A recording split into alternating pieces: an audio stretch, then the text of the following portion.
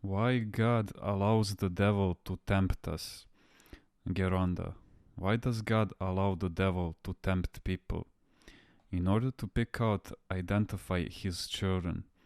Do whatever you want, God tells the devil, because no matter what the devil does, in the end, he will be crushed on the cornerstone that is Christ.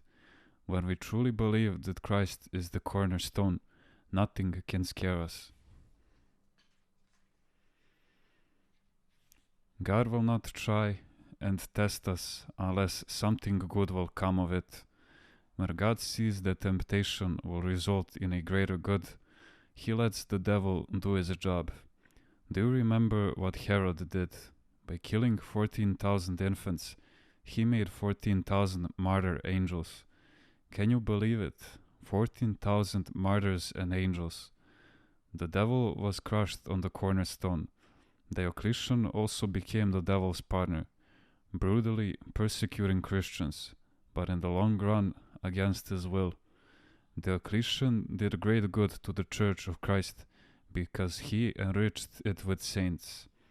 He thought that he would eliminate all Christians, but instead they actually increased.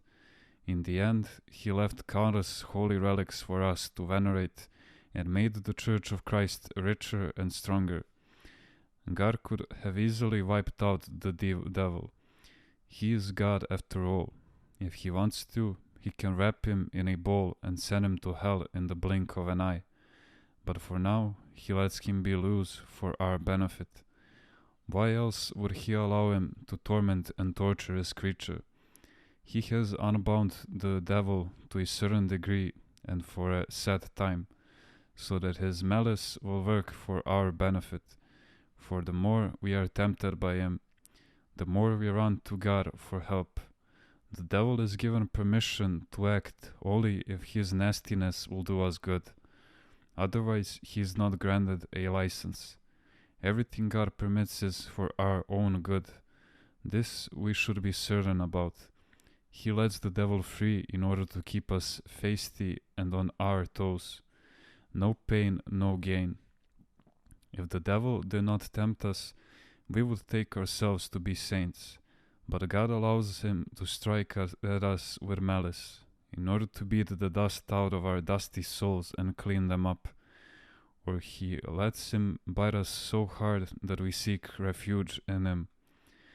God is constantly calling us closer to himself, but we usually stray away and remember him only when we are in danger or miserable. When we become one with God, there is no room for the evil one to enter, nor is there a reason for God to permit him to tempt us so that we may take refuge in him. In any case, the devil is our benefactor. He helps us become holy. This is the reason that God tolerates him. Besides leaving man free, God has also left the demons free, since demons cannot harm our souls unless we let them. On the contrary, when evil or careless people unwittingly hurt us, they are in fact doing us a favor. Do you think the Abba says, "Take away temptations and no one will be saved"? Temptations can do us great good. Not that the devil on his own can ever do anything good, since he is all evil. It is our good God that catches the stone the devil is throwing at our heads. He catches the stone and puts it in our hand, and in the other hand, he puts a handful of almonds for us to crack and eat.